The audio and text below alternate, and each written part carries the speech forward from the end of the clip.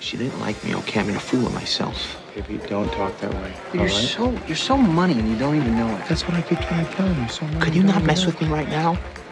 Baby, we're not messing. We're not. Don't you are? You're like a big bear with claws and with fangs, Big man. fucking teeth, Yeah, man. fucking teeth on you. She's just like this little bunny who's just kind of cowering in the corner. Shivering. Yeah, man, just kind of, you got these claws and you're staring at these claws, man. And you're thinking to yourself with these claws, you're thinking, man, how am I supposed to kill this bunny? And you're how am I poking supposed at it, to man. kill You're this bunny? poking at Yeah, it. you're not hurting it. You're just kind of gently batting the bunny around. You know what I mean? And the bunny's scared, Mike. The bunny's scared of you. And you got shivering. these fucking claws You got these and fucking fangs, claws and these man. fangs, man. And you're looking at your claws and you're looking at your fangs. And you're thinking to yourself, I don't know what to do, man. I don't know how to kill the bunny. With this, you don't know how to kill the bunny. Do you know what I mean? You're like a big bear, man. So you're not just like fucking. No, I'm not fucking with Honestly. you. Mike, I'm telling you, your money.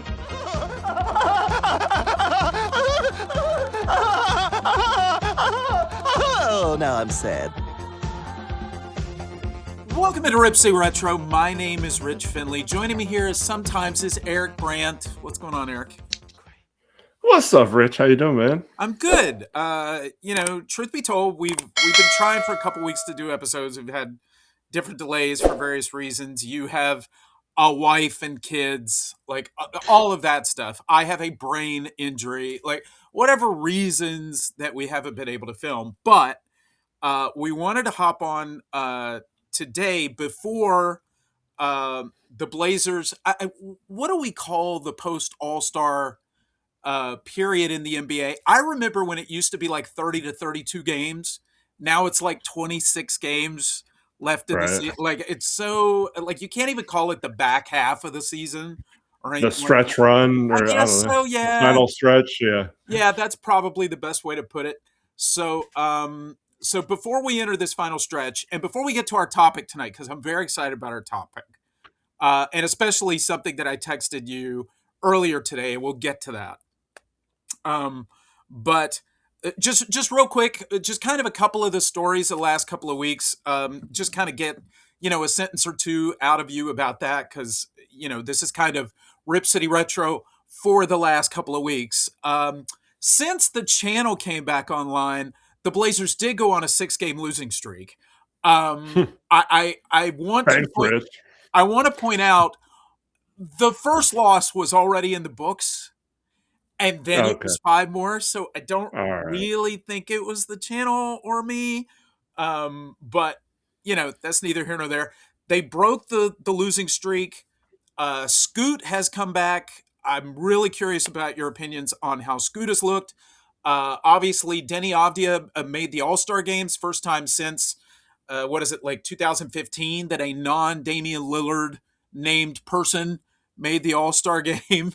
And then the dreams of Giannis coming to Portland went away. So just any of those things that you want to just briefly touch on before we get into our big topic. Well, I have a question for you regarding Giannis. Do you feel like he duped you with his? Did you see that he was right after the trade deadline named a co-owner of one of the gambling sites that made a ton of money betting on Yes. which Yes. team Giannis? Yes. Giannis, you will be hearing from my attorney. Yeah. No, that's very funny. No, I thought what you were going to talk about with Giannis that caught my attention immediately. I mean, within minutes of the trade deadline ending, there was this big thing put up of Giannis is very happy in Milwaukee. Yeah. And I was just like, okay, I've dated this girl. Okay. I've dated I want out. I'm very happy. I'm back at no, just stop it. Just stop it, Giannis. So, but that's very funny. I have not seen that about the websites. And Giannis even said, well, if it was up to him, he'd probably be gone. But, he's a Milwaukee Buck and he's happy to be there. Whatever. Are we saying it's not up to him? Is that what we're saying? Best thing since our last video, Dame winning the 3-point contest. That was awesome. Yes. Just so cool to see him back out there in a Blazer uniform, even if he was wearing warm-ups on the bottom. Okay. I'm I'm such a helicopter mom. When I heard that he was going to participate, I was like, oh no, Oh, please I wasn't worried no. about it. Like I was not worried about that. you know, I mean, up and down, and that's a lot of shooting. Oh, just, and Have you then of seen course his he looks. workout videos? If there was no concern for me about him shooting like I know, 30 but or it's what, 50 us. shots. It's us, right? Yeah, It is us. So, true, but true. it was awesome to watch. Um, I complete thought gag, Booker was gonna get it, man. complete gag He job missed by the last Booker. 3. Yeah, missed his last 3, but yeah, we'll take it, right? And it was a lot of fun to see Dame saying he was praying on his downfall. Right? Right. That was a lot of fun. Booker seemed to take it very well too. So yeah, Mhm. totally agree. It was great to see Dame out there just shooting the basketball again. Reggie Miller was a lot of fun when he was like, Portland, look at what you've got looking forward to next year. Like, I mean, we already knew, but thank you, Reg. But anyway, so yeah, I agree with you. That was great. It was great to see Denny make the All Star team. Uh, and now, you know, we'll just see what happens coming down the stretch. Real quick before we get into the topic today, what are your thoughts on Scoot being back? Well, Squid's definitely looked better than I would have anticipated with him being out so long. Yeah. So he's getting to the rim. He's finishing better than he has in previous years at the rim, which is nice to see. His shot still, I mean, it's not great, but it like I said, it's fine for sitting out and having rust. So the turnovers hopefully will get cleaned up. That's been an issue still, but man, yeah, just I thought it was going to take some time for him to like really get acclimated back into playing and stuff, but he seems to have hit the ground running pretty well and just been like a ball of energy anytime he's entered the game so far. So And well, I mean, it's been good to see. and playing Memphis twice and Utah once has not hurt the True. case. He's looked just real quick on Scoot for me. He's looked a lot more comfortable, which is surprising, like missing so much time. But he's looked pretty comfortable out there, which I've been happy to see. So I'm excited to see what he's able to do, what kind of remainder of the season he's able to put together. So yeah, it's gonna be a pretty intriguing 26 games or so. So I'm excited. Um, so okay, now we had originally talked about doing this episode hoping to maybe get it out for Valentine's Day because I thought this would be a fun topic for Valentine's Day. But we'll still get it out. It's fine. But what I talked with Eric about was let's do a video of the top teases in Blazer history, and I apologize for this motion. Okay, but Yeah, I want. the top moments in Blazer history, at least in our fandom, and there's a little asterisk there that I'll mention later that I think is a pretty obvious tease from before we were fans, but just kind of moments in Blazer history that really got our hopes up. I told Eric, feel free to be outside the box on this thing. It doesn't have to be just on the court stuff.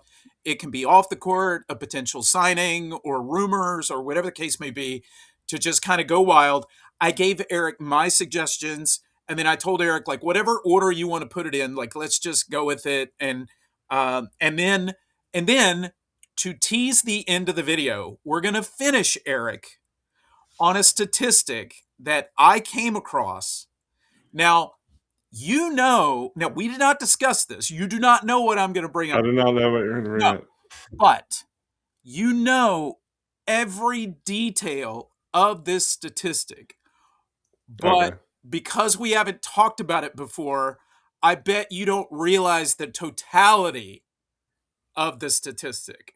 Okay? Yeah, you can't wait. And what this statistic proves beyond a shadow of a doubt is that the Portland Trailblazers are the most heartbreaking team in the NBA, in the history of the NBA.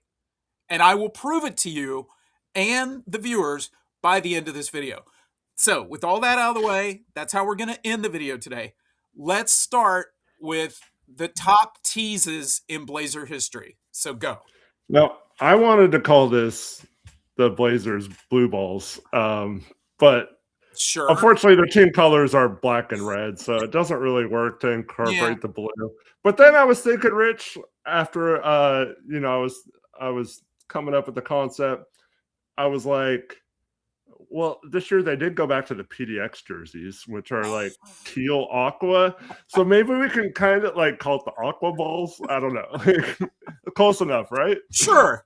Right? Sure. All right. So this is the PDX carpet balls version of the worst teases in Blazer Oh my history. god. This just got like kicked off YouTube in a heartbeat. Yeah. Anyway. Okay, so go ahead. What do you got first? I was kind of you said you got this one, so I thought you were gonna bring it up. So No, I mean let you me just I told you put them in whatever order you want and we'll just knock them out as they come. all right. Let's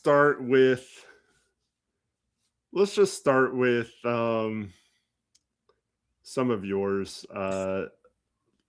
Let's go with Danny Young's 3-point shot in Game 4 of the 1990 NBA Finals. Now, if he makes, you're down 2 now and shooting. If he makes this score, you are going to deny, and if you can't make the steal on the inbounds pass, you are going to foul because there's still 6.5 seconds left. Porter's free throw is good, 110 to 109. See, that's smart. Let the ball stay. Make the referee give up the ball. Aguirre will inbound. Everyone on his feet. Here's the pressure. Don't let your man beat you long. Thomas There it is. across to Edwards. Here's to Henderson. Gerald Henderson lays it in, and it's 112 to 109. 1 second to go. Young fires a 3. It does! Does it count? It does! It does! Mike Mathis has gone to the scorer's table. I think he said yes, but we'll wait. They're confirming right now. Now, you see, that's the old story. You score too early. They could have just held the ball at the offensive end of the floor, Detroit, and ran out the clock. Now, watch this. Here we go. You see, they jumped out of bounds. It doesn't count. It doesn't count. Detroit wins it. Pass. Here we have there. He takes 1 bounce, and he shoots. All right, the ball definitely did not leave his hand. You have the zeros on the clock. And the Detroit Pistons now lead 3-1, and an angry Rick Adelman going after any official he can find. Danny Young's basket, time had run out. You saw it on the replay. And the Pistons have won again in Portland. We're talking about 100th of a second, a fraction. As a fan, to be fair, like you can watch it in real time and go, that looks late, you know? But when the shot goes in, the fans explode. And I'll never forget, Drazen Petrovic runs over to Mike Mathis, like, is it good? Is it good? Yeah. And you can clearly see, and I'm going to put it in for the viewers today. You see Mike Mathis walking towards the scorer's table, telling Drazen Petrovic, like, yes, it's good. And from Mike Mathis nodding his head, yes, you can see Clyde start to get excited and jump up and down because he thinks we've just tied the game. It's going to overtime. Bill Laimbeer had fouled out. John Sally had fouled out. Like, the future looked bright if we went to overtime. And then, of course, CBS starts showing the replay of the 3. And while they're showing the replay, Dick Stockton announces that the referees have waved it off. So we didn't even, as viewers, get to see the wave off. It happens during the play-by-play. So go ahead. Well, just to be clear, this is pre review. Yes. So they couldn't review it. So if he would have called it good on the court, even if it was after, and I mean, yes, when you look back at it, it was after the buzzer, but I didn't know, like, it wasn't like I guess it was kind of like the Dame 0.9 shot. It was like, please say he got it off in time, like, right? But you didn't have the review to see if he got it off in time. It was just whatever the refs thought. So as you mentioned, it looked like the refs were going to count it Yeah. at the time, and so And you know, it was you kind of feel like if they call it good, there's no real way other than like referees converging and saying, no, I thought it was like that's why they yeah, overturned this because the referees converged. But really, there was no mechanism in place to really go back and check the clock and things like that. And back then, in college basketball, if you beat the horn, it was a good shot. They ultimately everything has gone to the zeros on the clock. But back in yeah. the day, college basketball, if you beat the horn, the Mhm. shot was good. Yeah, and you know, when it's a split second thing, like I mean, maybe it wasn't a split second thing, but it felt like it It was sure at the did, yeah. time. So like it could go either way. Well, And also too, like you're wondering as a fan, okay, does the clock on CBS's coverage actually match up with the in arena clock? right. So you had those few moments of like you don't know, Hmm. and you were just so hopeful, and then you know, especially when it's your team, and in the interest of like, oh come on, go to overtime, let them Please. figure it out, Yeah. Yeah, and, I mean, technology wasn't the greatest back then either, No. so, yeah, it was much more, up in the air, but, Yeah, that was a painful for those brief moments. It was glorious. It was great. yeah. Yeah, Oh my god, we're going to overtime, we yeah. have a chance to We've tie the saved this series. game. We pulled it out. Yeah, Now we're gonna go to overtime. Yeah, it was an amazing yeah. moment for a second. It's going down 3-1 is usually I mean, I know since then we've had a couple of memorable, series in the NBA that have gone the other way in 3-1, sets, It used but to be the death knell. Like yeah. forget it. It had until the Cavs did it. I mean, it had never been done Mhm. in the finals, but I think even by that time in 1990, I think in NBA history, it had only been overcome 4 times, period, Yeah, like any round. So, yeah. yeah, 3-1 series lead, pretty insurmountable. So that moment of the three's good, we're going to overtime to, oh no, the Pistons have won, we're down 3-1 was like, oh, Mhm. like real gut punch. And I wanna parlay this into kind of a bigger tease, Okay. and that's just this 3-year run of the Blazers. Oh, It's can you save that to the end? Because uh, that will play into the sure, statistic we'll that I save have. that to the end. Yeah, And when we get there, I just wanna say, I mean, that's my favorite team of all time, me like, too. I'm sure it is yours as well. Yeah. It's the reason we're both such diehard fans probably, but, yeah, we'll get to that later. Yeah. Uh, okay, this next one, this might be a little unfair, and I am not saying this because I don't believe in this person. We already talked about him in the intro. But I believe it is a little bit of a tease. Getting the third pick, we almost get Oh, one lotto pick combination away from getting Victor Wembanyama, but we still end up with a third pick. We're sitting there at 3, and Charlotte takes Brandon Miller at 2, leaving Scoot Henderson, who a lot of people thought, if it wasn't for Victor Wembanyama, would have went first in a lot of drafts. yeah. And so, once again, I'm not trying to like dog on Scoot or say he's a bust or anything like that. The jury's still out. He still has a It lot to sounds prove, like and he's still he's definitely improved. You know, the injury was unfortunate this year, but he's yeah. back now. And but I mean, to this point, he has not lived up to a number one pick billing or even a top 3 pick. So it was just a little bit of a tease, and then it led to all kinds of other things too within the organization and roster wise. So just for me, just had to include that as just being kind of a downer, because if he would have been a star or Transcendent, right. been on that that path, not your average 19-year-old right away, like we were sold. Actually, Eric, kind of a 19-year-old. Yeah, Kind of a right. 19-year-old. You know? Yeah, and so this is more. It might not even have to do with Scoot, but Joe Cronin definitely had the tease there to get us to all be like, wow, yes, this guy's I not your think average 19-year-old, and I think a lot of it, it's not only Scoot, but it's the positioning of the asset and where we were at kind of Mhm. after the lottery, and then kind of like, okay, well, what does this mean? We're going to move this, right? Like we're going to try to, put a championship roster around Damian Lillard, like, like all of that stuff. So I think Scoot caught a lot of the vapors of that as well.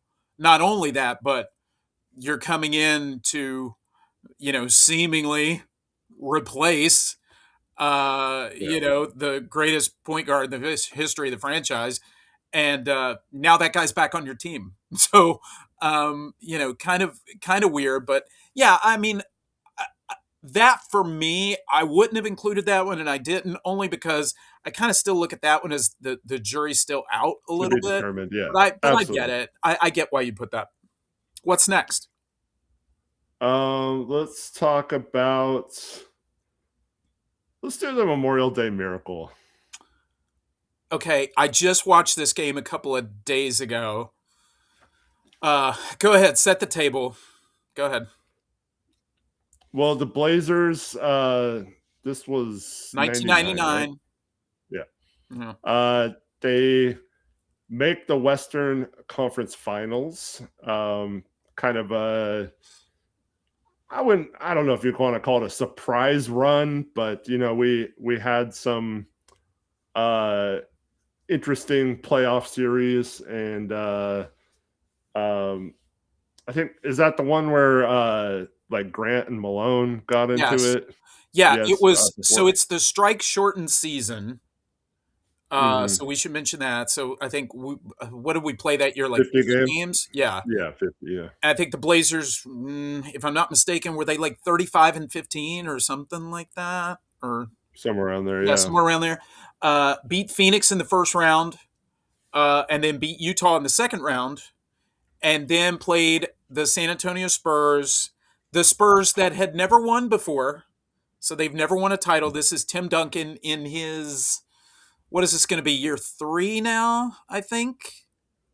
I think you're That's 3, yeah. right. Yeah, 96, 97, 97, 98, then 99.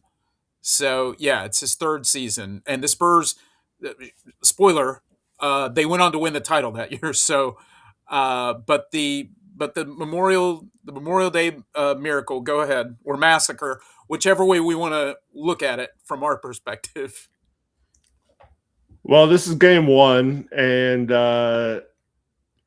it's a very close game, obviously, at the end, and Sean Elliott Wait, gets a wait, pass. wait. We have an 8-point lead with about uh, 1 minute to go. yeah, I was trying to forget that part, Yeah, sorry. please don't. Um, yeah, we have a lead with a minute to go and blow it, but we're still winning, right? Sure. Or was it tied? No, no, we're up. Yeah, We're no, up 2 we're when up he gets 2, that yes. ball. Okay, yeah. So he gets the ball on the side, and it 100% looks like he's out of bounds, stepping on the line, but proceeds to shoot the ball and cash a 3. And And I swear the only reason he shot the ball was he was going out of bounds. yeah, Like he's like, oh, shoot it. Like not yeah, enough time to find the guy before he yeah. ends up going out of bounds. So he just shoots it. So you see the replay, and somehow he has his like heel in the air, and Yeah. it's not touching the line, Yeah, and it's he's like like it's like tiptoeing the sideline, over the line. Yeah. and somehow still makes this 3, like you said, down 2 to win the game. Just a freaking ridiculous shot. I still don't know how he managed to, use acrobatics to not step out of bounds, and then on top of that, make the shot. I'll never forget. Blazers called timeout, and the first person that Sean Elliott runs over to in the Spurs huddle is Jerome Kersey, Yeah. who was I mean, this a bench is player for the 99, Spurs so by yeah, then. it was much later. But yeah, just a devastating moment. I mean, much like another Western Conference Finals we'll talk about later. I don't know if we win this series or whatever, but you win game one, and it's a completely different story, I think. Oh And, yeah.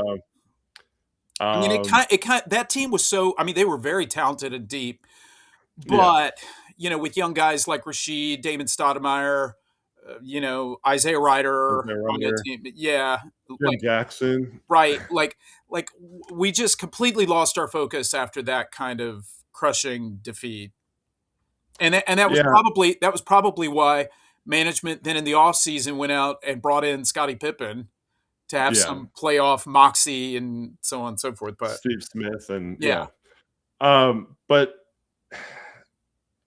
the thing is, like, if they win that game, they had, I mean, it was just like building this momentum. And, like we talked about the previous series, so Malone and Grant got into it, and it was just like, as a Blazer fan, there was nothing better than to see one of your players like punk Karl Malone and like stand up to him, because the Jazz have been such a pain, and that they made two finals in that stretch, and yeah, they were defending Western Conference champions in '99. Yeah, so do you remember when Buck Williams in the playoffs in '91 he shoved Karl Malone, and it was just yeah, like the most cathartic. yeah, right. Yes, Yes. it was amazing. I don't know if you can pull the clip of the Grant Malone incident. I'll try and find it. To Karl Malone. Grant with the rebound. Pulls it down and swings his way around.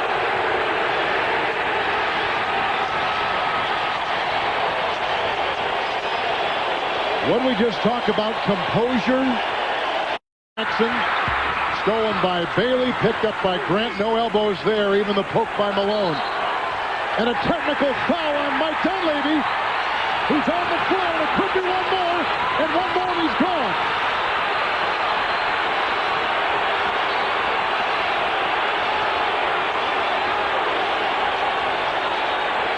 He will not throw him out. He wants to be thrown out. Look at him. Yeah, I can tell you exactly what he said. Mike Dunleavy reached away from Greg Anthony, who was grabbing him, and said, "Let me go. I know what I'm doing." Look at this. And now Tim Gergeritz, the assistant, comes out. Players are being separated. Emotions are frayed. And Dick Bavetta wisely has called a timeout. Good job. A veteran move by a veteran official. Good job. And, we talked about it about a minute and a half ago, that you can see it coming. You can see the little things were starting to upset both teams. Greg Anthony and Howard Isley started it all, the two little guys, and I just think it spreads from there. The emotional screws have been tightened. Oh, you gotta love the playoffs. But yeah, it was just so cool, and it's like, yeah, stand up to that guy, screw Karl Malone, right? And then the Blazers go on and win the series, like you said. They beat the defending Western Conference champions. There's no Jordan this year, so Yeah, it's true. Utah had lost twice. Wasn't it twice in a row in the finals? Yes, 97, 98. Yeah. So they were probably thinking at the time, this is our chance. Jordan's not on the other side. If we win the West, that's our title this year. And to beat them was so satisfying. And then to come out and play well in game one of the Western Conference Finals and have a legit chance to win. I just think things might have like spiraled a different way. And who made the finals that year? The 8 seed New York Knicks. Yeah. With Latrell Sprewell, no Ewing. Mm-hmm. I mean, yeah, what could have been? Yeah. It was just a funky year because of that, but because of the but yeah, and so they go on and they end up sweeping us in that series. But yeah, just game one, man, Yeah. was a It was heartbreaker right and there. It was right there. I one. I had forgotten how much we were up until I Yeah, saw it the other day, and I'm watching it, and I was like, I know we lose this game. Like I watched but it. how? Yeah, this is It's where the like brain injury. Like I was like, wait. I was like, what? Do I have a false? maybe we win this one. Like, well, that's been the fun thing about the brain injury. Like Yeah, like I can watch old games and like yeah. I have no idea what's gonna happen. Yeah, Well, I still. like we talked about before, someday I'm gonna trick you into thinking we actually won games Hey like this. man, And listen, Sean Elliott stepped on the line. He made a three, but he stepped on the line. We win. I just watched like a 5-minute video of the Dinobots destroying a city that somebody was like, "Yeah, I made this on my lunch break," and I'm just like so yeah, you might be showing me footage of the AI, Blazers like, winning the title in '91, and it looked really good. yeah. So that'll be fun. But anyway, Mhm. okay, what's next on the list to get to? Well, I mean, let's just parlay that into the next year since we're talking about that Okay, era. okay, sure. And so that offseason, like you mentioned, we go out and we acquire Scottie Pippen, we get Steve Smith and Detlef Schrempf, and it's like it's on then, right? Oh yeah. We're gonna win a title. And we don't have to get into it too much. We've talked about Now the we've talked about it a heartbreaks lot. and stuff like that, but that team was so good at times, so freaking good, and to the point where they were up uh, big in the fourth quarter I of remember Game real quick. 7. That was the first year that I moved to Los Angeles from Oh West yeah, Virginia. So I'm like wearing Blazer gear, like all over mhm, town. And this is the first year of Phil Jackson in LA with Shaq and Kobe. And Chick Hearn during the regular season, during if I remember correctly, every game that the Blazers and Lakers played, Chick Hearn just like shit talked the Lakers like crazy and would constantly talk about how Portland's the best team in the league. They're going to win yeah, the title. Like, because Chick was doing it's the first year under Phil, and the Lakers, like they're going to have to, continue to grow and build and learn how to win and all that kind of stuff. And he used to just like sing the praises of Blazers, which, you know, like somebody who had, had to listen to some of Chick Hearn's celebratory calls against the Blazers on satellite back in the day. It felt good. It felt good to have the Lakers announcer be like, well, yeah, but the Blazers are a cut above the Lakers, like that kind of thing. right. I think as the regular season went on and the Lakers passed them in the standings, I'm sure Chick had a different vibe, but yeah, it was pretty cool, like to kind of see how many people, if it wasn't the Blazers and Lakers were like 1-2 of everybody's finals pick, which was Yeah, really cool to see happen again. and people might not realize this now because it seems like hindsight, but there were legit questions whether Shaq and Kobe could win together. Oh yeah, And had they not won that series, they might have traded one or the other. Probably Kobe. probably. Yeah. And so um, once again, so like you mentioned, um, stopping the Spurs initial run a minute ago. Back in 91, if we don't choke in the Western Conference Finals, we potentially could have made Jordan even more. We created so many monsters. Yeah. And then this team, we could have prevented from winning as well. But wasn't meant to be. Blazers blow a big lead in Game 7 Yeah, after they were down 3-1 in that series as well, came back and tied it and yeah. played really well in Game 7 until the fourth quarter. And man, just another tease. And then I would also say just asterisk on that team because it's the same collection of players for the most part. Um, going down 3-0 a couple years later to the Mavericks, only to come all the way back to tie it at 3 games apiece and then Yeah. go to game 7 and have a lead in the fourth quarter in game 7. Like, I, as a franchise that has been kind of hard up for, championship success and things like that, like when it looked like we were going to be the first team to ever come back from '03, like I was really like hoping for that. Like I wanted to see that happen for us. And of course it didn't happen. The Mavericks ended up winning, but um let's keep it All it right. moving. What do you got next? Let's just go to another Western Conference final tease, and that was our run in 2019. Um, and this we can tie in the Nurk fever stuff with Okay. this too. So That trades makes for sense. Nurk in was it 2017. We traded for Nurk. Yep. 2016 or 2017. No, Anyways, 2017. You're right. He's playing really well. Blazers finally make a couple of good depth moves, getting Rodney Hood at the deadline, and signing Enes Kanter in the buyout market. So we have a backup center that's playing well. We also had Zach Collins that year too. So he was playing well. And it's pretty clear that Nurk is our second best player. Yeah. Rodney Hood off the bench. We got Seth Curry off the bench, who had a great shooting year for us as well. Yeah.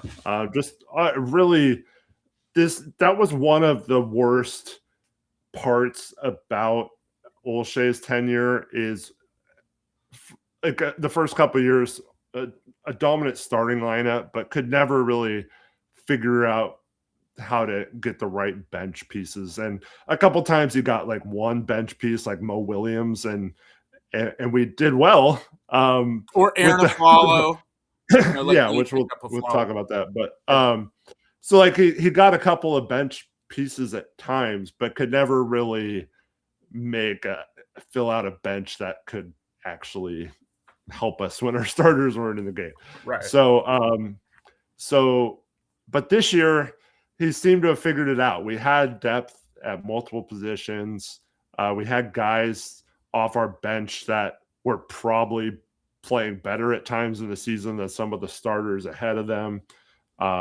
Later on that season, it was apparent if Rodney Hood was back and Zach Collins, both of those guys were probably our starters moving forward. Yeah. And they ended up being our starters the next year. But unfortunately, Nurk goes down with that gruesome injury and never really regained the same form. But the team still goes on a run. They beat OKC, who they tried to not play in the first round, and ended up beating them anyway. And not only did they beat them in 5 games off the Dame shot, and just a really good series there. And then the really rugged battle with Denver in the second round goes 7 games, including game 3 that goes to 4 overtimes. And Blazers winning on the road in game 7 with a huge CJ McCollum game. And pretty much saved Dame in game 7. Yeah. With that. And so the Blazers are like, wow, they've made the Western Conference Finals. Now, no one was expecting them to win, so this isn't really that big of a tease, I guess. But the tease comes to me in that every game we had a lead in the second half. Yeah. Including double-digit leads in at least 3 of the 4 games, I believe. Yeah. And one game featured Myers Leonard going off. He had 27 or 30 or something in one half, crazy like that. Yeah, something like that. And Mike Breen refused to give him a bang. I just remember Jeff Van Gundy begging for it. Come on. Yeah. So the Blazers did just enough to be like, wow, they could actually win this game, and then nope, they get swept Well, every game. also, let's not forget there's no KD that series. Yeah. So Yeah, there were some rumors if it was close, he might have, or like if Golden State got down or something in the series, that they'd rush him back. They end up rushing him back. Oh, I don't know if rushing is the right word, but they play him in the finals and he ends up tearing his Achilles. So oof. that probably would have happened if he played sooner in any series either. So Yeah. so maybe they wouldn't have had KD either way, even if he did play. And then Clay ends up tearing his ACL in the finals as well, and they end up losing in the finals.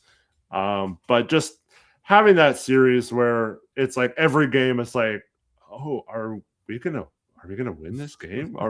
We're in the Western Conference Finals, we're gonna take game one, or like we're gonna like, oh, we're gonna tie the series 1-1. Oh, we're back home, we're gonna win this one, and then we have another home game, we could even the series at 2. But nope. Yeah, it was such a bizarre sweep because I mean I'm sure people have done it. I don't know what it is. I would love to see the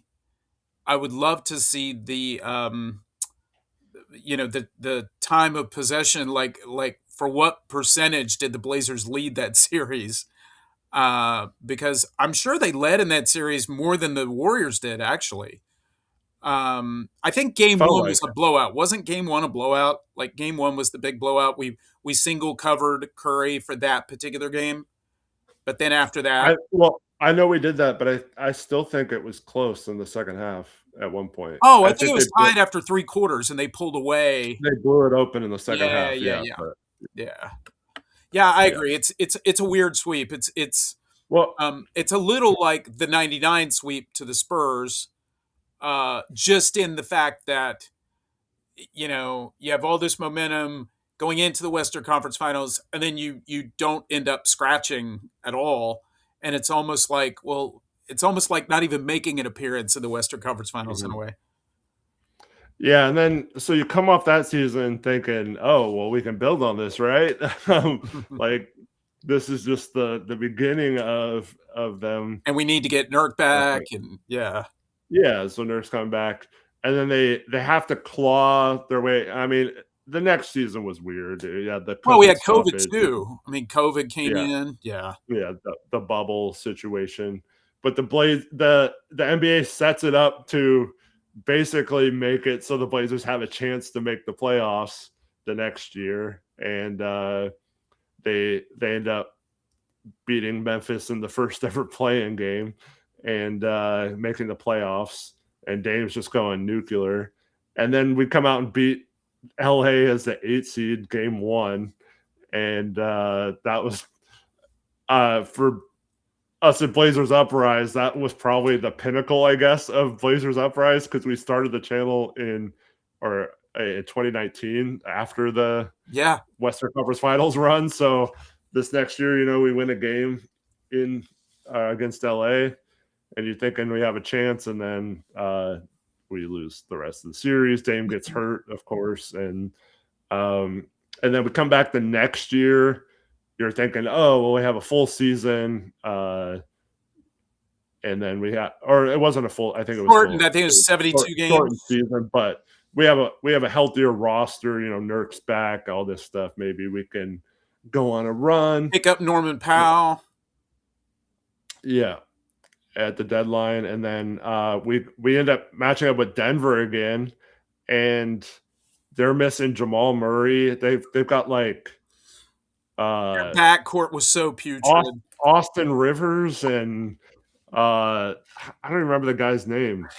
Fukamont. Like, yeah, what was that guy's like name? Yeah, the little annoying gnat.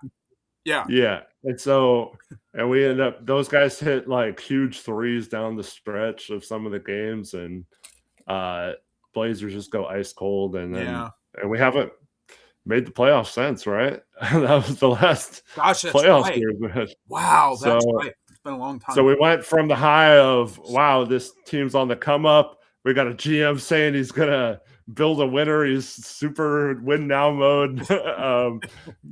Gonna push all his chips in to build around Dame after that, and never really materializes. And unfortunately, never really had any success or even somewhat success since that run to the Western Conference Finals. Until this season, Eric. Yeah. Right? One can hope. Okay, what's next? What do you got? Let's talk about Arvydas Sabonis. Oh, okay. So the Blazers drafted him in, was it 86? Was it? I think it was Yeah, 86. yeah, I think you're right, in 86, yeah. And I mean, no one really knew him that well if you're in America at that time. You knew who he was in 88 if you were watching the Olympics. 2 years later in the Olympics, this is what spurred the Dream Team. That's right. But Arvydas Sabonis. Arvydas Sabonis created the Dream Team. Yeah, so before 92 and the Dream Team, the NBA players, professional players for the US weren't allowed. Now other countries sent their professional players, so I don't know Men against how that boys. worked, but yeah. But anyway, so the USA loses, and Arvydas Sabonis is just awesome, and there were rumors that he was the best player in the world. Just no one can watch him play, right? Like you didn't get to see him play outside of those Olympic games. But even the little bit of footage that you got to see of him, like running up and down the court like a deer, shooting threes, blocking shots. I mean, he just looked like, and with his ability to pass, what ended up becoming, those Blazer teams. I mean, a lot of the pieces were in place already by the time you get to like 88. He would have finished so well with my God. Like it would have been like a glove, man. But yeah, so and part of that, I mean, I think Duckworth gets a lot of hate or a lot of blame for what happened with that team. Yeah. I mean, he had his moments, but I think most people had a terrible Western Conference Finals in 91. Yeah. Yeah. I mean, he definitely had his moments, good and bad. But I think overall he was a positive center. Oh yeah. But I think pretty much everyone who was around at that time and followed the team, like, thought if we just had a slightly better center, it probably would have turned out a lot differently. Yeah. And so we actually had him, Rich, and we had his rights for a long time. This Bill Walton-esque player who, by all accounts, was like,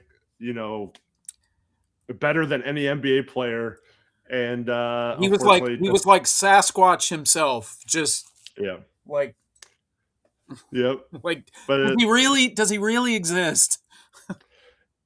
So that'll always be a tease of what if, just the tease of had he come over or had he been allowed to come over sooner. He came over, so he ended up having a bunch of injuries and leg injuries, and just could never move the same after that. He was so like you wonder, 31. He was like 31 when he came over, right? Yeah, something like that. But you wonder, like, maybe he doesn't get hurt or something if he comes over here, or maybe he gets hurt sooner. Maybe not with our training. Maybe not with our training staff and our history. Yeah. I mean, there were injuries, and we talked about the Clyde injury in '93 or whatever. No, they were pretty healthy. Yeah, they were pretty healthy. But outside of Sam Bowie, like, the injury thing wasn't like a huge problem for the Blazers. No.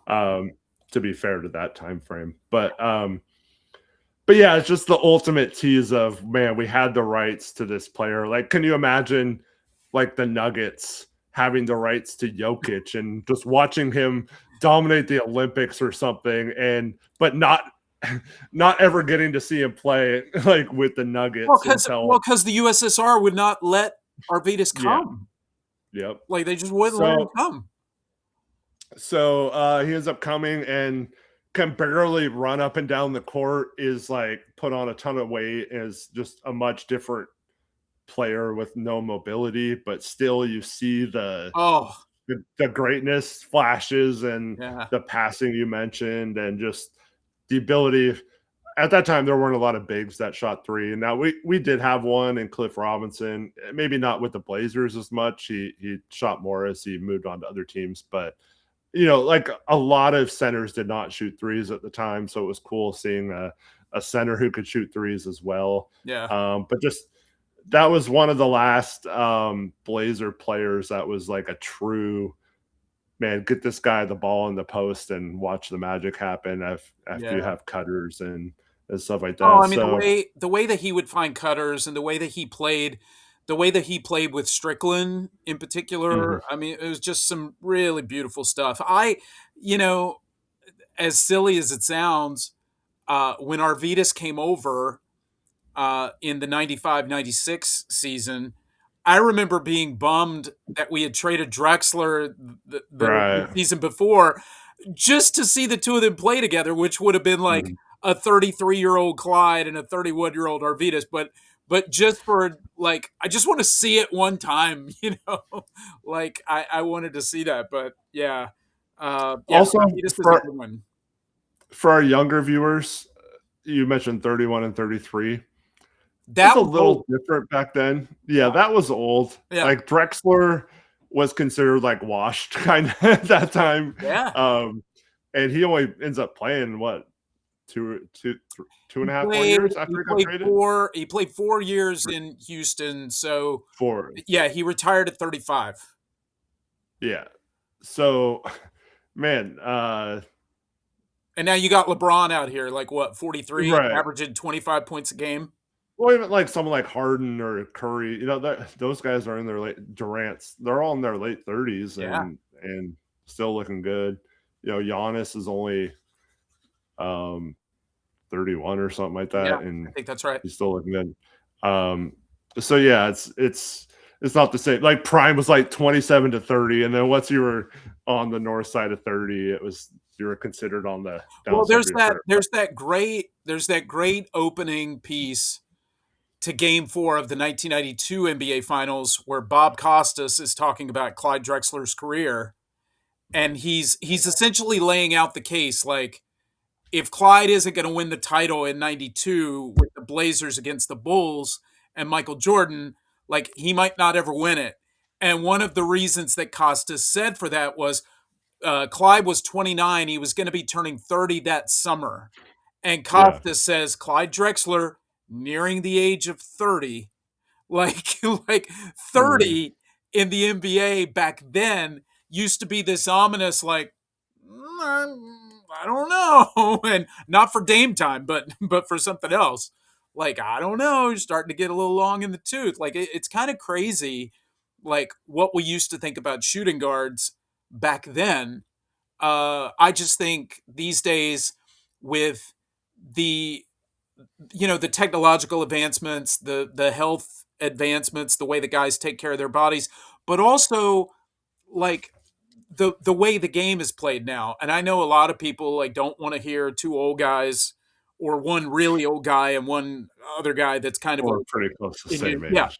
Yeah. But they don't want to hear us complain like that. But the game is way different. Like watching some of these old Blazer games this week to get ready for today's show, like, they're talking about it's the end of the game and the Blazers might need a 3 to tie the game. And they're showing their stats for the game. And it's like the Blazers are 3 of 9 from 3 tonight. And it's like, and this is like late in the fourth quarter. So you're like, they haven't even taken 10 threes in the game. So the game used to be way, way different, way more rugged, way more, knockdown. Now, people might not like that and might say the players of today are much more skilled. They could shoot better, et cetera, et cetera. So I'm not necessarily trying to like dump on today's game or anything like that. But in terms of trying to wrap your head around why players were washed or considered washed at 33, 34, 35, it was just a completely different game. And it took a bigger toll on their bodies than it does today. At least that's what I think. Yeah, absolutely. What do you got next? Let's move on. All right. Let's see. Let's go for a light one. So let's do Hito Turkoglu. So he's coming off was it 2009? Is that what year this was? I think that's right. I'm trying to remember when this happened. So set it up for the fans who don't know this, because it's been a long time now. So the Magic had gone on a finals run. They lose to the Lakers. Yeah, they lost to the Lakers in 2009, right? Yeah, and so that was they had Dwight Howard, but Hito Turkoglu was one of the main guys who got him there. Oh yeah, one of their big played 3-point shooters. Yeah, fantastic in that playoffs. And so this was I mean, we'll talk about this team in a minute, but this is a team that had the Roy Aldridge Odin three that people were excited about. 2.5. One of the ultimate teases in NBA or Blazer history that we'll talk about. But but the Blazers had apparently agreed to this big contract for Hito, and he was going to be a Blazer. And I saw it announced. It was basically official, and then I don't remember exactly what happened, but I think it was his wife. Yeah, it was his wife. But I'm saying, like, on his way to Portland to sign the contract or something like that, his wife ends up talking him out of it and convinces him to sign with Toronto instead because they have more of a international culture there. So he ends up backing out of a contract that he had already verbally at least agreed to. And the Blazers are left holding the unsigned contract, and he goes to Toronto. And I don't remember a moment in Toronto for him. No, so this might have been. So this is one of those maybe like a tease in a good way. Like it ended up better for us. A tease, but like who knows? It might not have been a good thing. But that team also for the Blazers completely fell apart too, which we'll talk about. But so maybe it's different for him in Portland versus Toronto, at least as a player. Yeah, but he was never could quite reclaim the magic he had from no pun intended from that season. He was really good in the pick and roll, and just could never really rekindle that with Toronto or the rest of his career. It kind of wasn't really a good player from there on out. So you wonder if things might have changed if he wasn't playing with guys who had enough gravity to like make his shooting beneficial. Like playing with somebody like Roy and Aldridge would have been great for him.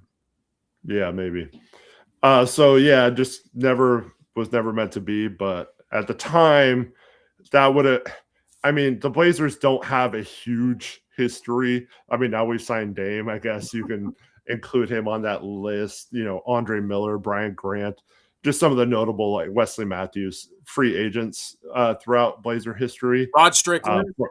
From like other teams, but in terms of most of their good players, it's usually draft or trade. So so for them to potentially have signed a player that had just helped his team make the Eastern or the NBA Finals was going to be a huge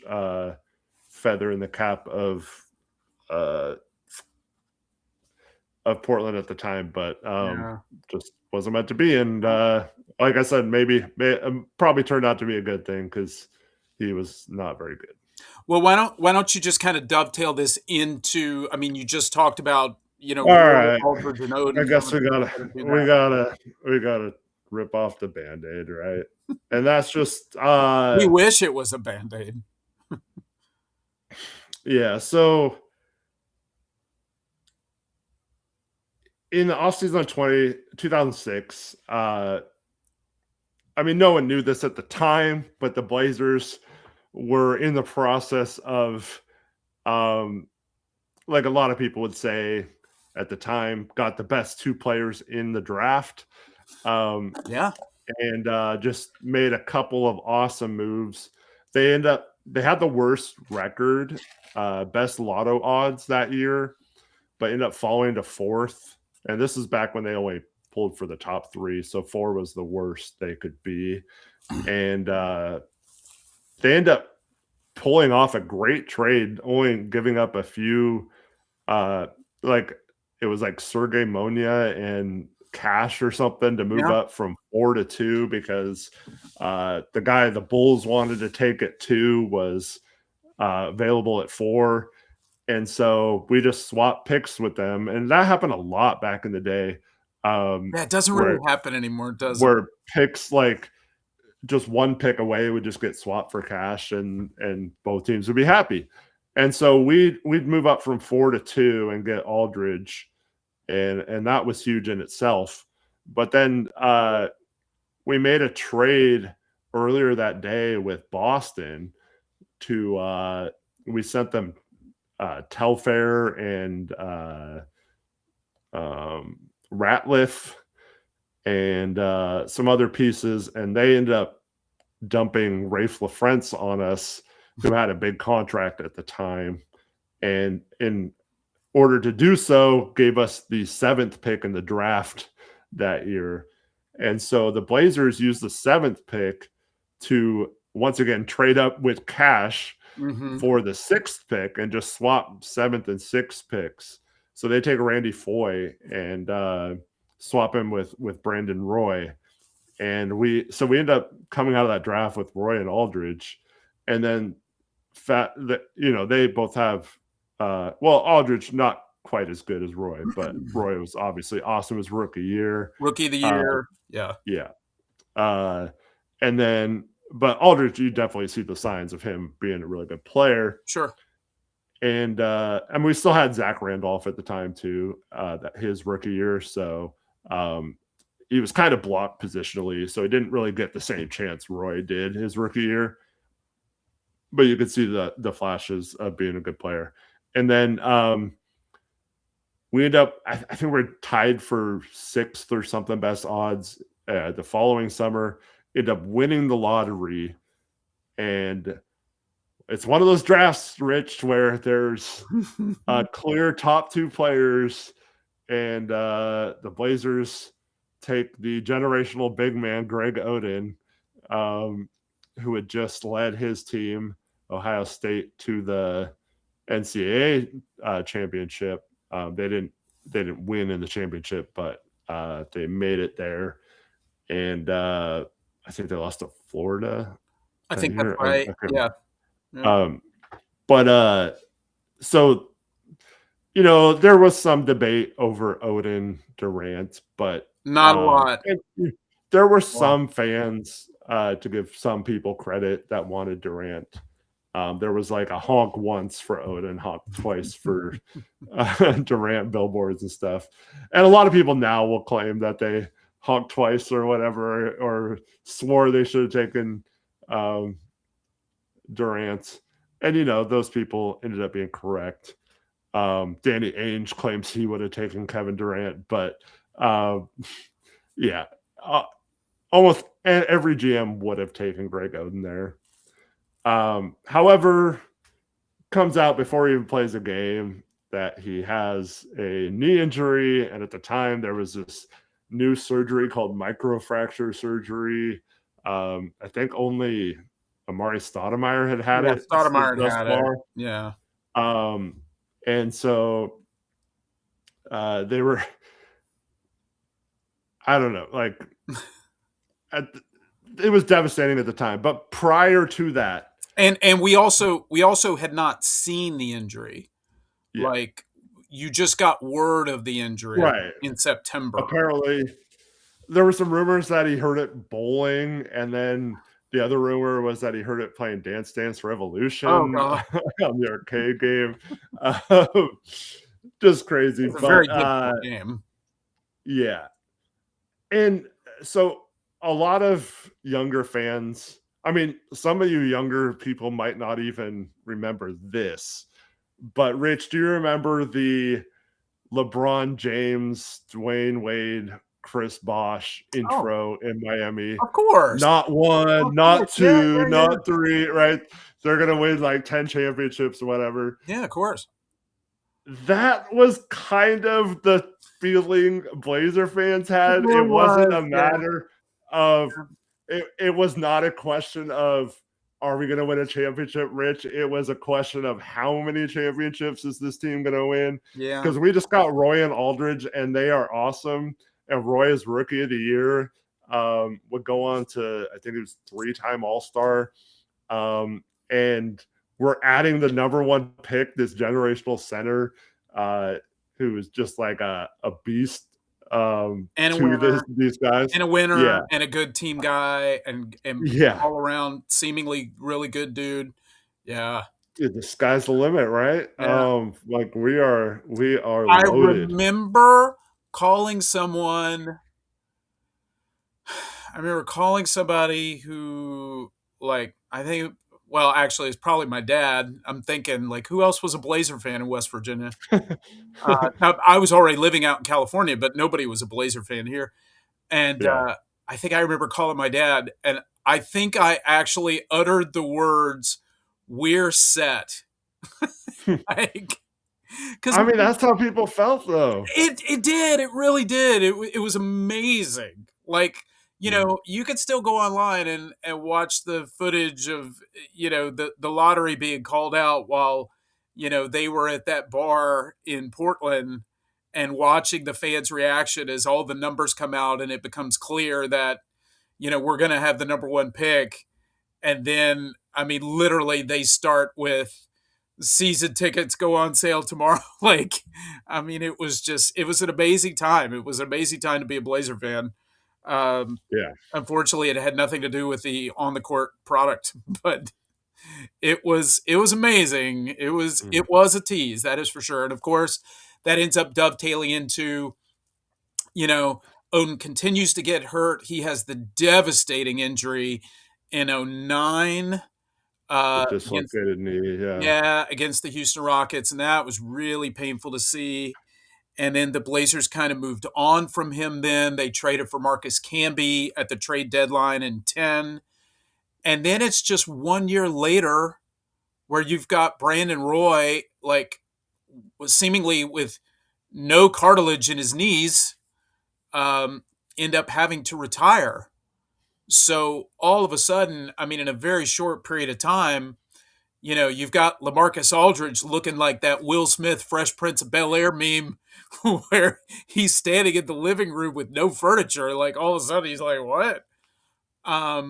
So yeah, so very quickly, like, just, it was gone just like that. Just crazy. Okay. So now, Eric, we just went through a bunch of, teases in Blazer history. Like, ooh, like, feels so good. All that. I texted you, was it today or yesterday? I can't remember. But I told you that I had come across a stat that empirically showed that the Portland Trailblazers are the most heartbreaking team in the NBA. Okay? All right. And here's how I figured this out and researched this stat and found it. So, we're obviously, you had mentioned that you wanted to talk about some of those great early '90s teams that we grew up on, right? Mhm. My favorite team, it's your favorite team.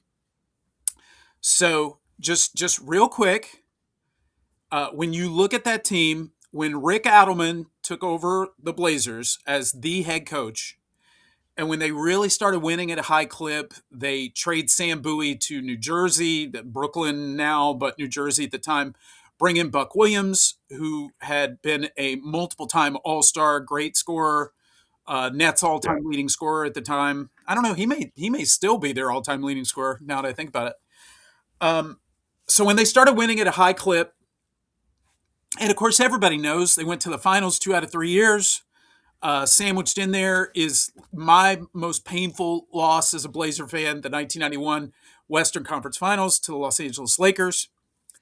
So, and I'm going to show these moments to the viewers in the episode. So stay tuned and have your tissues ready. So in 1990, the Blazers lose in the NBA Finals to the Detroit Pistons. The last game that they lose is what, Eric? Game 5. How did they lose in Game 5? Well, they're going to run the clock all the way down. Now, everyone's on the baseline, so they're in a 1-4 set. That way, if Thomas beats his man, someone will have to pick him up. There's the pick out.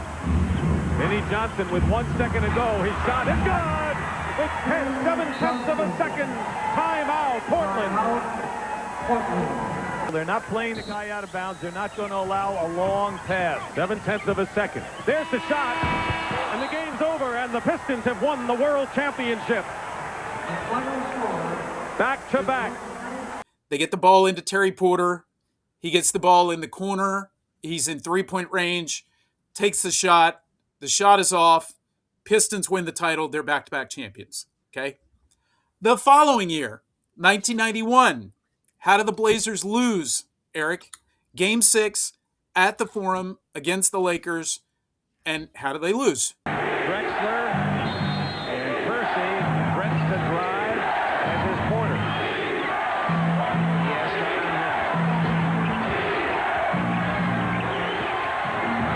banks it in. That wasn't intended. He hoped he'd get a foul as well. 91-90. Half a minute to go. Now, Drexler's telling his team they got to have a stop one time. Now just looking at the clock. 12-second difference. Magic with 4. Magic to Vlade. Blocked. But the Lakers get it back. Shot clock violation. No, they did not get, that's right, didn't hit the rim. So Portland gets the ball on the 24-second violation. So Portland timeout with 12.3 seconds left. The possession that could send it to Game 7.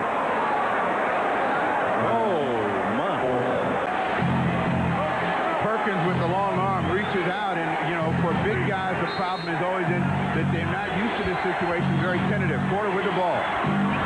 By Drexler. It's Porter. Not there. Rebound Johnson. He just throws it to the other end, and finally out of bounds with 1/10 of a second left. Now, you talk about the brilliance of Magic.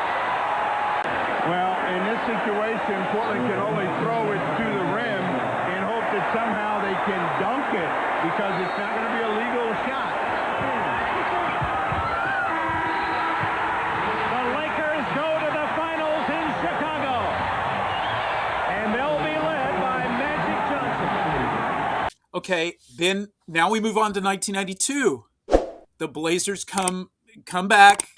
It was a long hangover. The beginning of the 91-92 season. They didn't have their mojo back. It took a while. Then they start to get things going again. They run through the West. They beat the Jazz in the Western Conference Finals, and they go back to the finals. Now they're playing the Chicago Bulls, the now defending champion Chicago Bulls that have our title, right? They have our 1991 title, like a wrestling belt. That we want to take back, and we lose in 6 to the Bulls after the shrug game, of course, in Game 1. By the way, that's what a lot of people just think that NBA Finals was, like that one game. It was Michael Jordan. That's not what it was. One half, actually. Right, it was one half, and we outscored them in the second half. Or did we? No, I don't think we did. No. They blew us out. But that series was tied at 2-2 with Game 5 in Portland. We got blown out in Game 5. And then in Game 6, the Blazers finally played their best game of the series. I like my teams to play their best game a little before Game 6, but that's just me. Like, I don't know. But the Blazers are looking amazing in Game 6. And they're up at one point by 17 points in the third quarter, ends up being a 15-point lead after 3. I will always believe, to my grave, that Phil Jackson, like, turned the lights out on that game. He started the fourth quarter with Scottie Pippen and 4 bench players, and lo and behold, Eric, they get a couple of 3-point shots from bench players like Bobby Hansen, and they end up getting back in the game. The Blazers start turning the ball over, and then it becomes a game. They reinsert Michael Jordan back in the game, who had been put on the bench by Phil Jackson. And when Michael came back in the game, kind of took over. Blazers got some questionable calls. You're in Chicago. And then, well, also, go ahead. We had Phil Jackson, saying that Portland, that was earlier in the season, but well, yeah, when he said that, yeah, Portland basically would said we're stupid. Pucker up when the pressure got on him. Yeah, basically, yeah.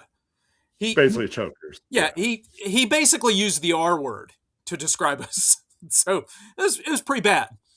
And of course, like, we were ready to prove him wrong, or not.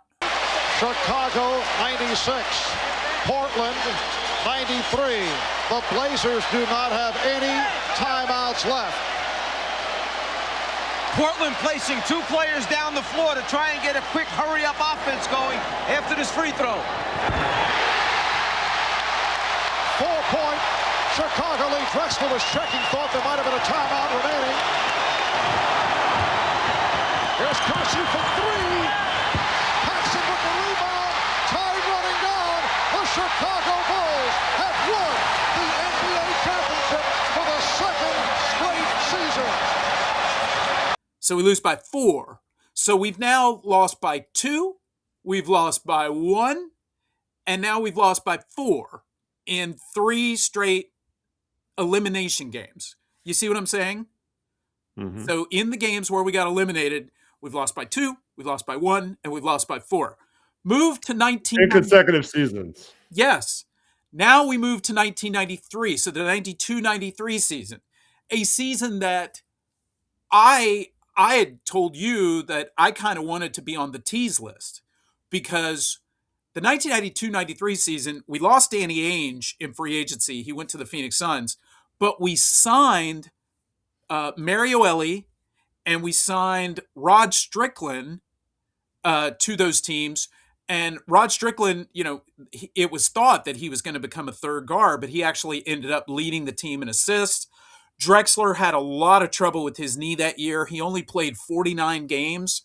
The Blazers were only 2 games out of second place in the Western Conference by the time they go to the All-Star break.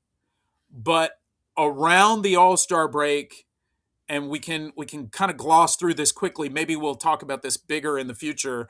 But the Blazers had this incident in Salt Lake City where some players were kind of hanging out at the mall and talking to some young girls, and it became like a scandal, and everybody in the NBA kind of jumped to a lot of conclusions. And you were living there, I wasn't, so I'm kind of fuzzy on exactly what happened back then, because being in West Virginia in 1993, we weren't getting a lot of Blazer details.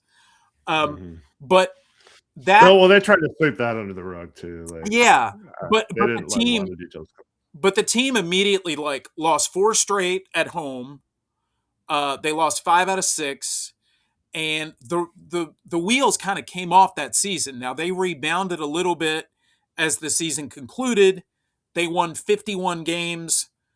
Pretty admirable when you consider Clyde was out for 33 games. And still were a team that people considered really dangerous. They had the San Antonio Spurs in the first round as a 4-5 matchup. The Blazers had home court. And the Blazers were predicted by most people to win that series against the Spurs. They lost a heartbreaking game one. Drexler did not play in game one. He was so hurt. He ended up coming back for the rest of the series, games 2, 3, and 4. This was now a best of 5 series before they all went to best of 7 in the first round. Long story short, the Blazers end up losing that series 3-1 in the decisive, say it with me, Eric, elimination game.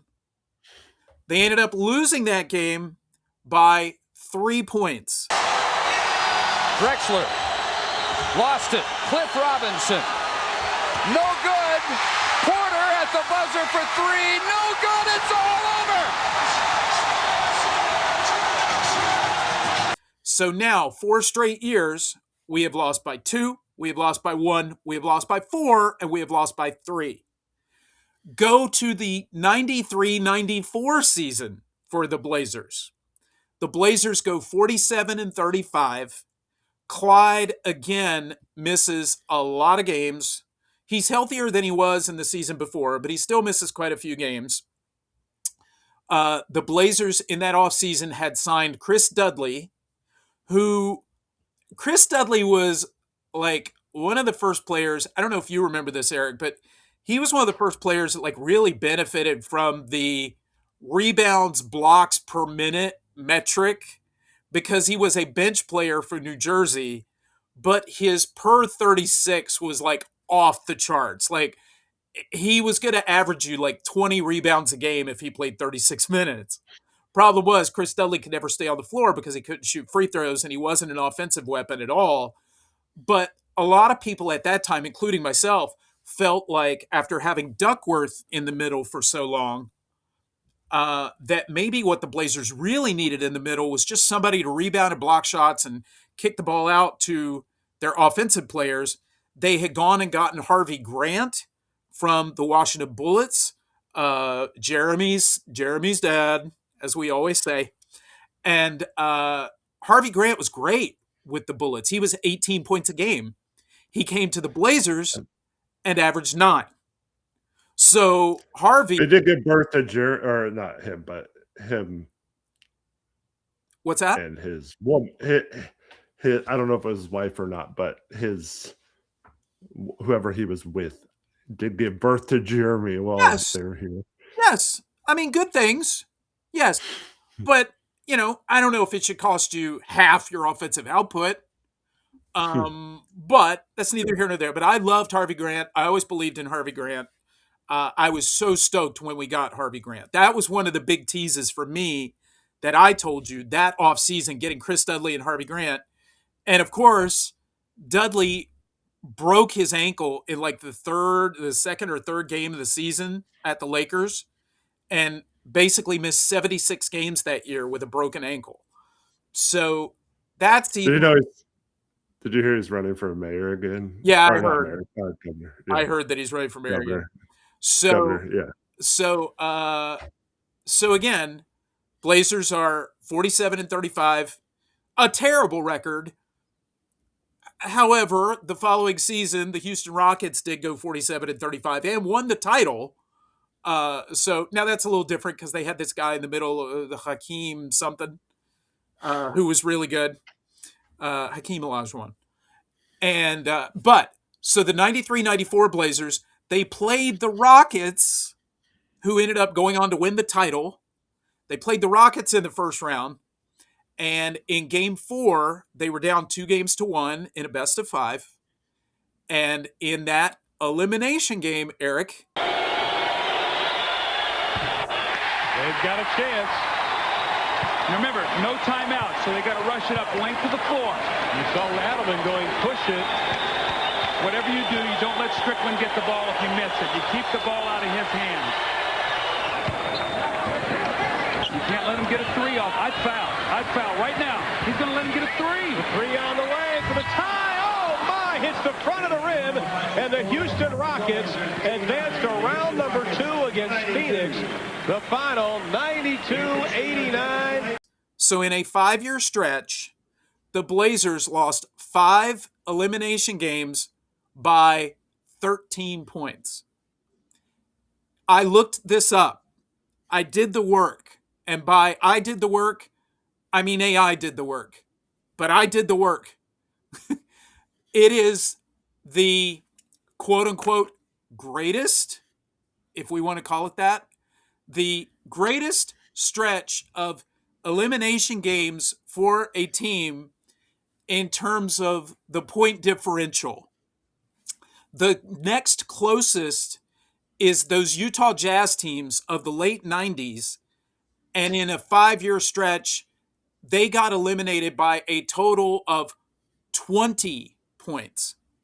So ours is 13. They are like 7 points beyond that. But in a 5-year stretch, no team in NBA history has ever had such a low margin. Because normally, when you're a team, and especially if you're a team that's like knocking at the door and you're trying to bust through, eventually you're going to get your doors blown off at some point. There's going to be some game 7 massive blowout or something like that, and we never had that.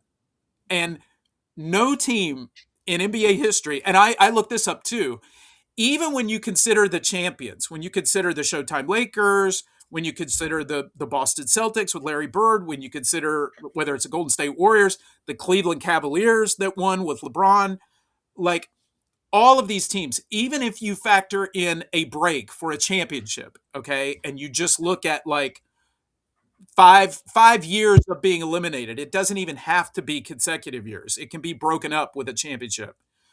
But even then, there is no 5-year stretch of a team getting eliminated in which the point differential was that low.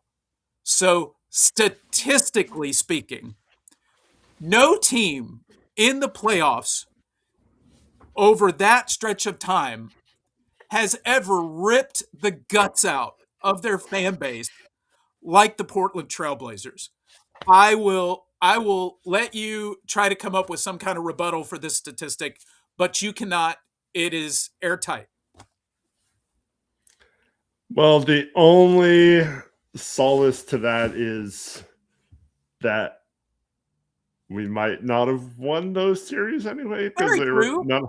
Very none of true. them were game 7s, I guess, or game 5s in a Well, best of 5 series. two of them would have gone to game 5 if we Well, they would have gone to to a overtimes. final game, It would have gone to but overtimes and then final games.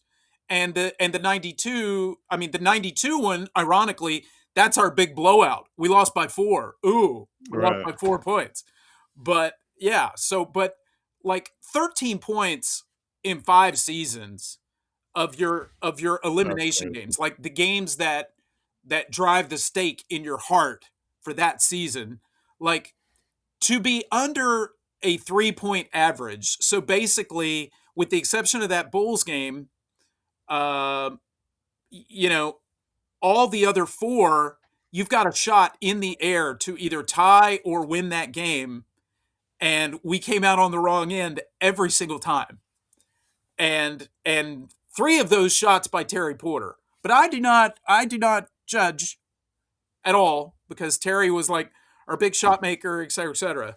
Um, But in looking that stat up, I was just thinking to myself the other night, I was like, what other teams in NBA history have really gone down swinging like that? Now, granted, you might look at, well, in the one to the Pistons, they were down 3 games to 1, so that's not very competitive. yeah. You know, in the first round series, they were down 2 games to 1 and then lost their game 4s, so you're losing 3-1. That's not very competitive. But I just meant in the games where it's do or die, like in the history of the NBA, for that 5-year stretch, there's never been a team that has like fought so hard to the death and been eliminated each year.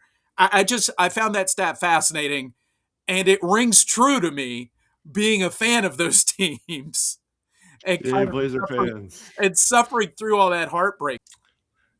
I mean, I guess it occurred to me that we lost close games, but to put it that way is pretty jarring. Yeah, and it's just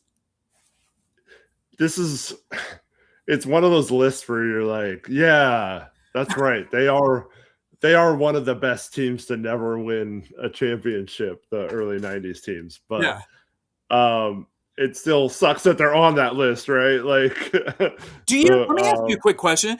Do you ever get a little miffed at the fact that people will bring up the Kings, the Weber Sacramento Kings and the Utah Jazz, and it seems like we have been leapfrogged by those two teams in particular in terms of like greatest teams to never win a title?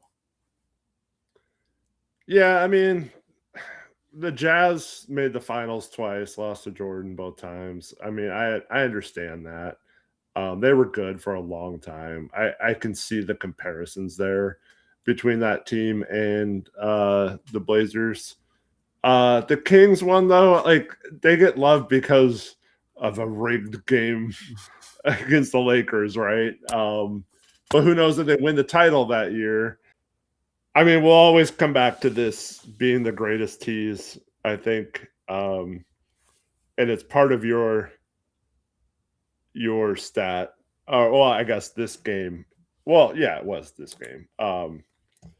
I think the greatest tease in Blazer history to me is getting that steal and going on the break in Game 6 of the Western Conference Finals. There's the double team. Here's the open man with 4. Stolen by Drexler. It's a one-point game. 23 for Clyde. Mistake is the thing that we told you the Lakers didn't want to make, and they left that pass out there. Magic with exactly 1 minute to go and another turnover. Porter to Kersey, and Robinson loses the ball on a 3-on-1. Oh my! Timeout, Los Angeles. Portland had the lead on Cliff Robinson's fingertips. And this steal that pulled the Blazers within 1. And it was the will of Drexler not to give up when it looked like the Trailblazers might not have a chance to get a score. They make a steal, and then they make another steal, and it looks like this is a dead bunny for Cliff Robinson, and he miscues, and it goes out of bounds. The reaction on the bench, and you can imagine what it's like in Portland right now. As they stole the ball over going down, it's like, oh my God, they're gonna do it. They're gonna win this game, and well, it was also coming off the heels of an amazing steal by Drexler. Yeah, in which James just that whole Worthy, sequence. Yeah, James Worthy just threw the ball right to him. Quite frankly, Drexler comes down, steals the ball, and so they were down. They were down 3. So Drexler steals the ball, cuts it to 1, and then they come right back down, and then they get another steal. I mean, it was very typical of that season, the 90-91 season. It was very typical of that Blazer team to generate offense with their defense. They were so good defensively. And like we had seen that play converted a million times during that season. And like for it to not go our way in that moment, I'll never forget it. Well, maybe I will forget it, but that's not my fault. But but for right now, I still remember it. It was brutal, and the game wasn't even over yet. I mean, we're still down 1. Lakers come down, get 2 free throws. Terry Porter banks in a 2-point shot. The Blazers play again, amazing defense. Get a 24-second shot clock violation, and then they set up the play for Terry Porter that I talked about earlier. So yeah, I mean, when you think about like everything kind of lining up for you, they had home court advantage throughout the entire playoffs. They were going to play the Chicago Bulls that year. You're playing a Chicago Bulls team that had never been to the finals before. So you're actually going to be the team that has some finals experience over the Bulls.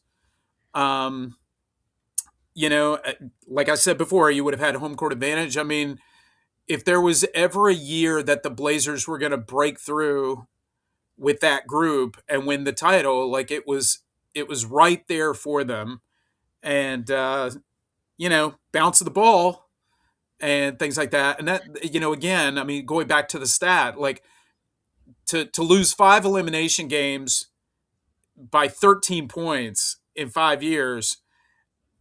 I would also say that it really speaks to a lot of the character of that group of guys. And one of the reasons why I know for myself, and I'm sure for you as well, why we love that group of guys. I mean, they weren't the best shooting team. They weren't the best shooters in the league, even though Terry Porter was regarded as one of the best shooters in the game. But just when it came to like moxie and heart and hustle and effort, in particular, when you're talking about guys like Buck Williams, Jerome Kersey, um, the fact that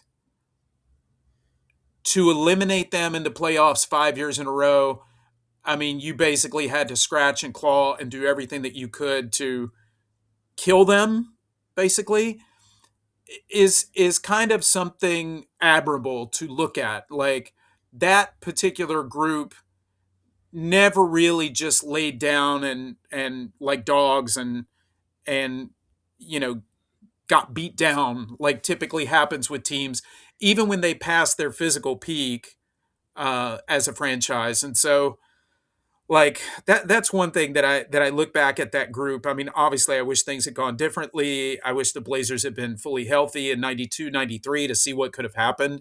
I would have loved to have seen them play the Phoenix Suns that year fully healthy.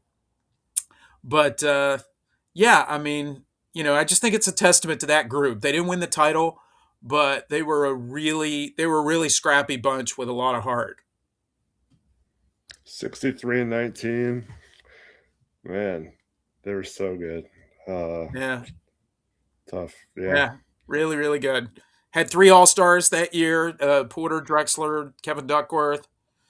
Yeah, I mean, it seemed like everything was set for them. And even though they made it back to the finals the next year, I don't think losing in 90 hurt them. I felt like losing in 90 was just kind of, especially back then, there was always this progression. Like, you know, the Pistons had to go through the Celtics and the Bulls had to go through the Pistons. And there was just kind of that belief in the league, like, you really have to take your lumps and work your way through the playoffs and have your heart broken a little bit before you can actually break through. And I felt like that 91 season hurt them so badly that the national media, and I mean, you mentioned Phil Jackson talking about us later, but the national media never let up on us about, playing stupid, free throw shooting in the clutch. I mean, and all those things are fair if we're breaking free throws and making bad decisions and turnovers and things like that. But I just felt like the team was never their alpha confident selves that they were in that 90-91 season. And I just felt like they never got back to that point, even though they went to the finals the next year. Yep. And That was the year, man. 23-1 in a 3-year stretch. That was their home record against the Western Conference. In 90, 91, 92, 23-1 at home against the West in the playoffs. And that one loss is game 1 against the Lakers in 1991. Another game I'll never forget. But we could have wiped that away by winning game 6. But so yeah, it's been it's been it's been tough.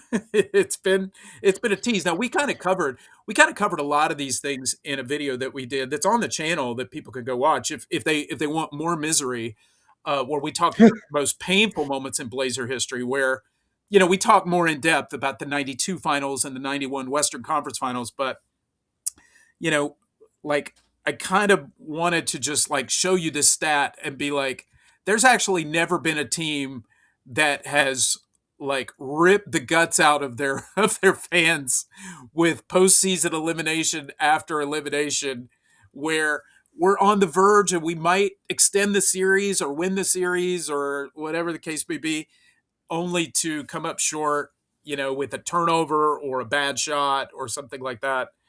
And again, 13 points in 5 years. That's pretty crazy. I think so. The Utah Jazz were next with 20 points. And the third team after that was like those late 90s, early 2000s Indiana Pacers with like 28 points. So 28 points in 5 games. So those Blazer teams were just uber competitive when it came to trying to put the dirt on them to eliminate them. So It's one of those age-old questions that happens a lot in football. Would you rather, like in the Super Bowl, get blown out so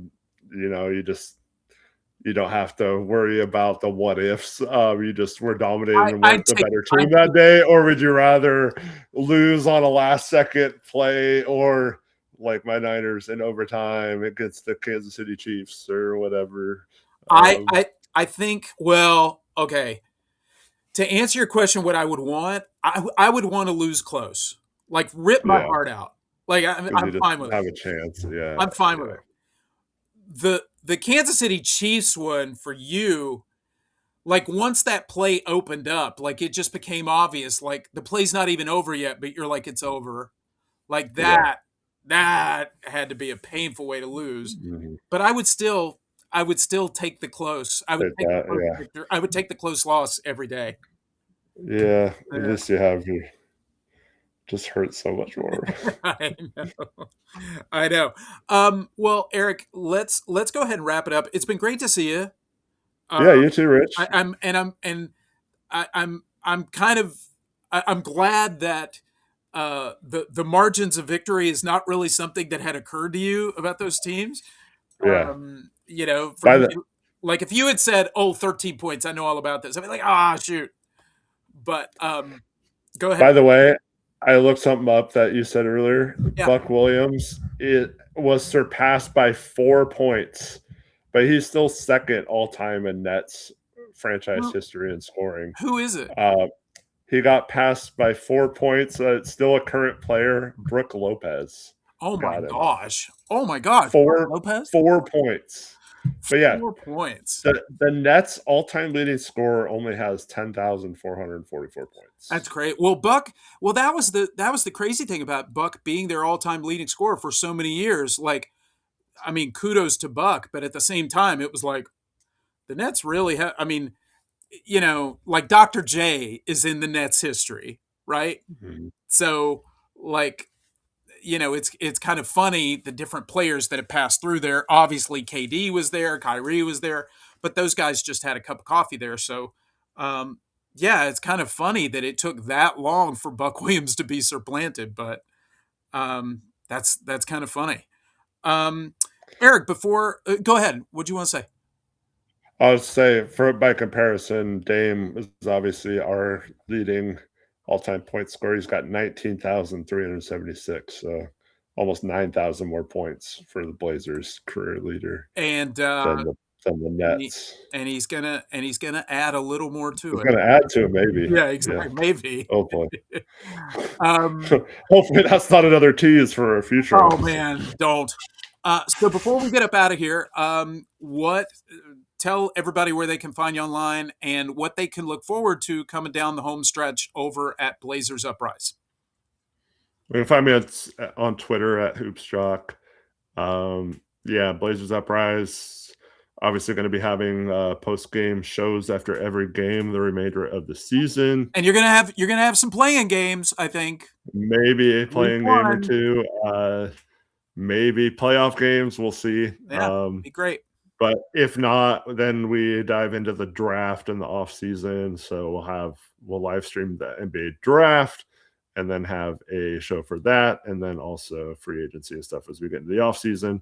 But for now, hopefully we have some awesome play-in game shows to talk about, and then we can it'd be go in quite and awesome if we could talk about a win in a play-in and have some excitement on the channel oh, for it'd one be of the so first fun. times. Yeah. It'd be so fun. And you and I both know that the summer is, whether it's right or whether it's wrong, it's gonna be more Giannis watch. We're just gonna go back to that. Yeah. And I let myself believe for about 8 days. and then that's when like it petered out for me because I was like, oh, this isn't gonna happen. Darn it. I got myself, that was another tease. Like I got myself really excited because I thought, well, maybe. I just felt like the NBA was really trolling because they were like, I think we talked about this, but they would say, well, the Bucks want, the Bucks would like to get their picks back. They would like young prospects, and Giannis would like to play with Drew Holiday again. And it's like, how could all of this happen? On the Knicks. For the Knicks, right? So it was like the Bucks want their picks back. They want young prospects, and Giannis wants to play with Drew again. So obviously, the Knicks are going to have to find a way to get Portland to facilitate. Like, why do we need the Knicks? And apparently we did, or the Knicks need us because Giannis just or somebody for Giannis was putting out the word that it was not going to happen. So we will pick this back up during the summer, I'm sure, as we will get teased again with more talk of Giannis. But until next time, More PDX carpet balls. Yeah, PDX carpet balls. Thank you for joining us down this really, really tantalizing episode of Ripsy Retro. But until next time, my name's Rich Finley. That has been Eric Brand. Eric, it's been great to see you. It's good catching up with you. And I will talk to you guys soon.